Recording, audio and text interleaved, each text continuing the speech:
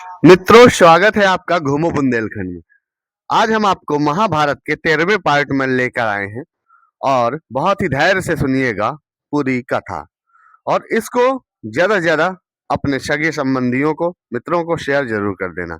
Channel को subscribe कर देना। और आगे हम शुरू करते हैं महाभारत की 13वां पार्ट, जयद्रथ की दुर्गति। जयद्रथ की दुर्गति पे आप बिल्कुल धैर्य से सुनना। एक बार पांचों पांडव आवश्यक कार्यवश बाहर गए हुए थे। आश्रम में केवल द्रौपदी, उसकी एक दासी और पुरोहित धौम्य ही थे। उसी समय सिंधु देश का राजा जयद्रथ, जो विवाह की इच्छा से शैलव देश जा रहा था, उधर से निकला। अचानक आश्रम के द्वार पर खड़ी द्रौपदी पर उसकी दृष्टि पड़ी।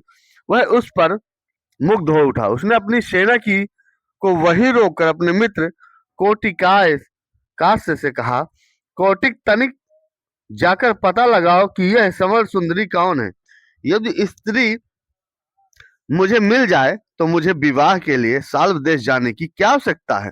मित्र की बात सुनकर कोटिका से द्रौपदी के पास पहुंचा और बोला, हे कल्याणी, आप कौन हैं? कहीं आप कोई अप्सरा या देवकन्या तो नहीं? द्रौपदी ने उत्तर दिया, मैं जग विख्यात पांचों पांडवों की पत्नी द्रौपदी हूँ। मेरे पति अभी आने ही वाले हैं। अंततः आप लोग उनका आतिथ्य सेवा स्वीकार करके यहाँ से प्रस्थान करें। आप लोगों से प्रार्थना कि उनके आने तक आप लोग कुटी के बाहर विश्राम करें। मैं आप लोगों को भोजन का प्रबंध करती हूँ। कौटिकास्य ने जयद्रथ के पास जाकर द्रौपदी का परिचय दिया। परिचय जानने पर जयद्रथ द्रौपदी के पास जाकर कहा, हे द्रौपदी, तुम उन लोगों की पत्नी हो जो वन में मारे मारे फिरते हैं। तुम्हें किसी प्रकार का सुख वैभव प्रदान नहीं कर पाते। तुम पांडवों को त्याग कर मुझसे विवाह कर लो। मैं संपूर्ण सिंधु तथा सौवीर देश का राज्य सुख भोगो। जयद्रथ के वचनों को सुनकर द्रौपदी ने उसे बहुत धिक्कारा, किंतु कामांध जयद्रथ पर उसके धिक्कार का कोई प्रभाव नहीं पड़ा। उसने द्रौपदी को शक्तिपूर्वक खींचकर अपने रथ में बैठा लिया। गुरु धौम्य द्रौपदी की रक्षा के लिए आए तो जयद्रथ ने उसे वहीं भूमि पर पटक दिया और अपना रथ वहां से भगाने लगा। द्रौपदी रथ में विलाप कर रही थी और गुरु धौम्य पांडवों को पुकारते हुए रथ के पीछे पीछे दौड़ रहे थे। कुछ समय पश्चात जब पांडव गण वापस लौटे तो रोते कलपते दासी ने उन्हें सारा वृत्तांत कह सुनाया। सब कुछ जानने पर पांडवों ने जयद्रथ का पीछा किया और शीघ्र उसकी सेना सहित उसे घेर लिया। दोनों पक्षों में घोर युद्ध होने लगा। पांडवों के पराक्रम से जयद्रथ के सब भाई और कोटिकास से मारे गए तथा उसकी सेना रणभूमि छोड़कर भाग निकली।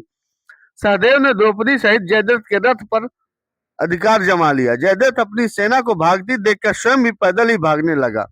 सहदेव को छोड़कर शेष पांडव भागते हुए जयद्रथ का पीछा करने लगे। भीम तथा अर्जुन ने लपक कर जयद्रथ को आगे से घेर लिया, उसकी चोटी पकड़ ली।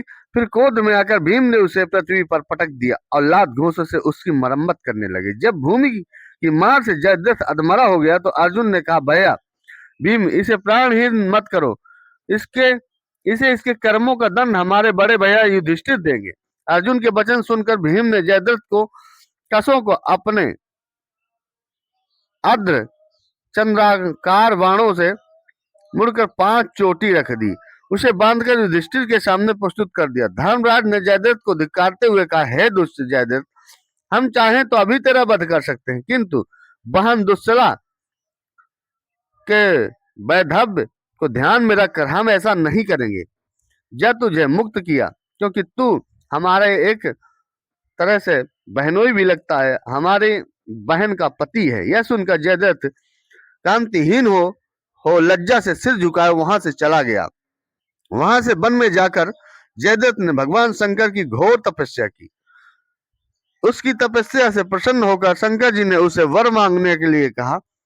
इस पर जयद्रथ बोला, भगवान, मैं युद्ध में 5 पांडवों पर विजय प्राप्त करने का वर मांगता हूँ। इस पर भगवान शंकर ने अपनी असमर्थता प्रकट करते हुए जयद्रथ से कहा, हे जयद्रथ, पांडव अजय हैं और ऐसा होना असंभव है।